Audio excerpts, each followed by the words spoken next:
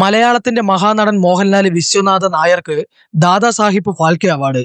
എന്താണ് ഈ ദാദാസാഹിബ് ഉദ്ദേശിക്കുന്നത്? നിങ്ങൾ പറഞ്ഞ മുഴുവൻ ഞാൻ കേട്ടിക്കണം. പച്ചലേ മോളിരിക്കുന്നതിന്റെ കളി ഇതുകൊണ്ടൊന്നും തീരൂല്ല സാറേ. ഈ അവാർഡും മമ്മൂക്കന്റെ വീട്ടിലെ റെയ്ഡും തമ്മിലുള്ള അഭ്യൂഹങ്ങള് സോഷ്യൽ മീഡിയയിൽ കിടന്ന് കറങ്ങുന്നുണ്ട്. അതിന്റെ ഇടയിൽ കൂടെ ഈ അടൂർ ഗോപാലകൃഷ്ണന് മോഹൻലാൽ എന്ന നായർക്ക് മാത്രം ഈ അവാർഡ് കൊടുക്കുന്നതിന്റെ പിറകില് എന്തെങ്കിലും രാഷ്ട്രീയ അജണ്ടകൾ ഉണ്ടോ എന്നുള്ള തരത്തിലുള്ള വീഡിയോസ് വേറെ. എന്നാൽ കാര്യം എന്താണെന്ന് പോലും അന്വേഷിക്കാതെയാണ് ആളുകൾ ചുമ്മാ ഓരോന്ന് അടിച്ചിറക്കണത്. എന്നാൽ ഇതിന്റെയൊക്കെ സത്യാവസ്ഥ എന്താണെന്ന് യൂട്യൂബിൽ നോക്കിയപ്പോ ഒരു സ്ഥലത്ത് പോലും ദാദാസാഹിബ് അവാർഡ് എങ്ങനെയാണ് തിരഞ്ഞെടുക്കുന്നത് എന്ന് ആരും പറഞ്ഞിട്ടില്ല എന്നുള്ളതാണ്. അങ്ങനെ ഇതിന്റെ സത്യാന്വേഷണം എന്നെ ഈ കാണുന്ന 20ഓളം വെബ്സൈറ്റിൽ കൊണ്ടെത്തിച്ചു എന്നുള്ളതാണ്. ഇവിടുന്ന് റിസർച്ച് ചെയ്ത് കിട്ടിയതിൽ നിന്നും ഞാൻ മനസ്സിലാക്കിയത് വളരെ എളുപ്പത്തിൽ നിങ്ങൾക്ക് പറഞ്ഞുതരാം.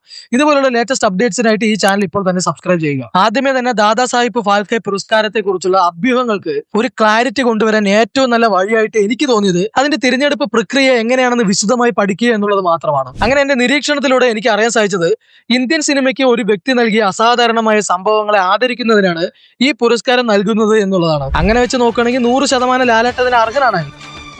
ഈ കളി ഞാൻ ജയിക്കാൻ വേണ്ടി മാത്രം കളിക്കുന്നതാണ്.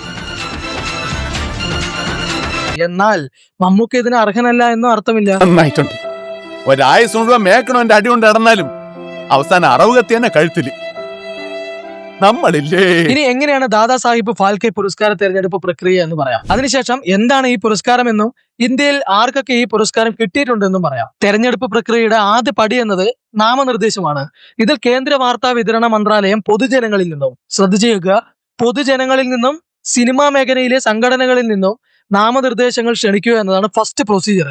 അപ്പൊ ഇവിടെ ഈ വാർത്താ വിതരണ മന്ത്രാലയത്തിലും പൊതുജനങ്ങളിലും സിനിമാ മേഖല സംഘടനകളിലും എല്ലാ തരത്തിലുള്ള സമുദായങ്ങളും ഉണ്ടെന്ന് നമുക്ക് വേണമെങ്കിൽ വിശ്വസിക്കാം. അങ്ങനെ പൊതു തെരഞ്ഞെടുപ്പില് എല്ലാവരും സെലക്ട് ചെയ്തതിനു ശേഷം രണ്ടാമത് പ്രൊസീജിയർ എന്ന് പറയുന്നത് ഷോർട്ട് ലിസ്റ്റിംഗ് ആണ്. എന്ന് വെച്ചാൽ 100 200 വരുന്ന ഇന്ത്യൻ ആക്ടേഴ്സ് ലിസ്റ്റിൽ നിന്നും ഒരാളെ തിരഞ്ഞെടുക്കണം. ഷാറുഖ് ഖാന്റെ ആയിരക്കണക്കിന് സിനിമകൾ ഉണ്ടായിട്ടും ബെസ്റ്റ് മൂവിയായിട്ട് ജവാൻ തിരഞ്ഞെടുത്തില്ലേ, അതുപോലെ ഒരു സെലക്ഷൻ. ഇനി എങ്ങനെയാണ് ഇവർ ഷോർട്ട് ലിസ്റ്റ് ചെയ്യണമെന്ന് നോക്കാം. ആദ്യമേ നാമനിർദ്ദേശമാണെന്ന് പറഞ്ഞല്ലോ. ഇതിൽ വന്നിട്ടുള്ള നാമനിർദ്ദേശങ്ങൾ ക്ഷണിച്ചതിനെ തുടർന്നിട്ട് സിനിമയെക്കുറിച്ച് ആഴത്തിൽ അറിവുള്ള പ്രമുഖ വ്യക്തികൾ ഉൾപ്പെട്ട ഒരു ജൂറി മെമ്പേഴ്സാണ് ഈ നാമനിർദ്ദേശങ്ങളെല്ലാം വിലയിരുത്തി ഒരു ഷോർട്ട് ലിസ്റ്റ് തയ്യാറാക്കുന്നത്. ഈ മെമ്പേഴ്സ് എല്ലാ വർഷവും മാറാറുണ്ട്. 2023 സ്ക്രീനിൽ കാണുന്ന ഇവരായിരുന്നു പ്രധാന ജൂറി മെമ്പേഴ്സ്. ഈ ജൂറി മെമ്പേഴ്സിലെ അഭിനേതാക്കള്, സിനിമാ സംവിധായകര്, നിർമ്മാതാക്കള്, സിനിമാ നിരൂപകര് തുടങ്ങിയ വിവിധ മേഖലകളിൽ നിന്നുള്ള വിദഗ്ധരും ഉൾപ്പെട്ടോ. ഇനി ഇവർ ഷോർട്ട് ലിസ്റ്റ് ചെയ്തല്ലോ. മൂന്നാമതായിട്ട് പ്രൊസീജിയർ എന്ന് പറയുന്നത് അന്തിമ തിരഞ്ഞെടുപ്പാണ്. മന്ത്രാലയം രൂപീകരിക്കുന്ന ഒരു കമ്മിറ്റിയിൽ ഷോർട്ട് ലിസ്റ്റ് പരിശോധിക്കുകയും ചലച്ചിത്ര ലോകത്തിന് ഏറ്റവും മികച്ച സംഭാവനകൾ നൽകിയ വ്യക്തിയെ അന്തിമ ജേതാവായി തിരഞ്ഞെടുക്കുകയും ചെയ്യുന്നു. ഈ പ്രക്രിയയിൽ പുരസ്കാരം നൽകുന്നത് കേന്ദ്ര സർക്കാർ ആണെങ്കിലും തിരഞ്ഞെടുപ്പ് നടത്തുന്നത് ഒരു വ്യക്തിപരമായ തീരുമാനത്തിലൂടെ അല്ല എന്നോ ഇന്ത്യൻ സിനിമയിലെ വിദഗ്ധരുടെ കൂട്ടായ ശുപാർശയുടെ അടിസ്ഥാനത്തിലാണ് തീരുമാനമെന്നും റിപ്പോർട്ടുകൾ സൂചിപ്പിക്കുന്നുണ്ട്. ഇതൊരു സ്ഥാപനപരമായ അംഗീകാരമാണെന്നാണ് റിപ്പോർട്ടുകൾ പറയുന്നത്.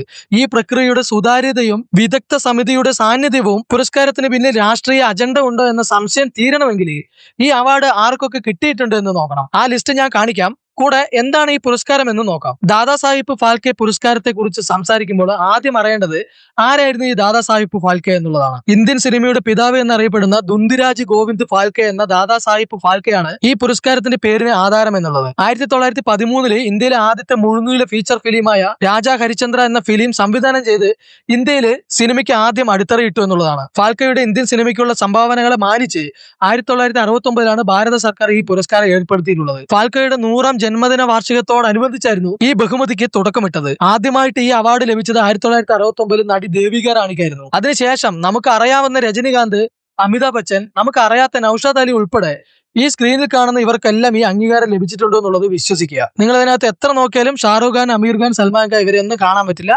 സ്വാഭാവികം. ഈ പുരസ്കാരത്തിൽ ഒരു സ്വർണ്ണക്കമലം, ഗോൾഡൻ ലോട്ടസ് മെഡലിയനും ഒരു ഷാളും 10 ലക്ഷം രൂപ ക്യാഷ് പ്രൈസുമാണ് ലഭിക്കുന്നത്. അപ്പോൾ ഈ വീഡിയോയിൽ നമ്മൾ പരിശോധിച്ചത് മോഹൻലാലിന്റെ ദാദാസാഹിബ് ഫാൽക്കെ പുരസ്കാരത്തിന് പിന്നിലെ വസ്തുതകളാണ്. പുരസ്കാരത്തെ കുറിച്ചുള്ള ഏകദേശ വിവരങ്ങളും തിരഞ്ഞെടുപ്പ് പ്രക്രിയയുടെ സത്യസന്ധതയും നിങ്ങൾക്ക് വ്യക്തമായി മനസ്സിലായെന്ന് കരുതുന്നു. ഇന്ത്യൻ രാഷ്ട്രീയത്തിലുള്ള ഭിന്നിപ്പിന്റെയും ഇരട്ടത്താപ്പിന്റെയും പിന്നിലെ വസ്തുതകൾ എന്താണെന്ന് സ്വയം അന്വേഷിച്ചറിയേണ്ടതിന്റെ പ്രാധാന്യം നമ്മൾ എല്ലാവരും തിരിച്ചറിയേണ്ടതുണ്ട്. ഭരണ താല്പര്യങ്ങളുടെ വിവേചനങ്ങളിൽ തലകുനിക്കാതെ, തമ്മിൽ തല്ലാതെ നമ്മുടെ സ്വന്തം ലാലേട്ടനെയും മമ്മൂക്കയുടെയും സൗഹൃദം പോലെ നാം ഓരോരുത്തരും സഹോദര സ്നേഹത്തോടെ ഈ രാജ്യത്തിൽ മുന്നോട്ട് പോവുക തന്നെ ചെയ്യും. ഇത്തരം വിഷയങ്ങളെ കുറിച്ചുള്ള വസ്തുതാപരമായ റിപ്പോർട്ടുകൾക്കായിട്ട് ഈ ചാനൽ ഇപ്പോൾ തന്നെ സബ്സ്ക്രൈബ് ചെയ്യുക. അടുത്ത വീഡിയോയിൽ കാണുന്നവരേക്കും സ്നേഹപൂർവ്വം ദാസൻ നെന്മാറ.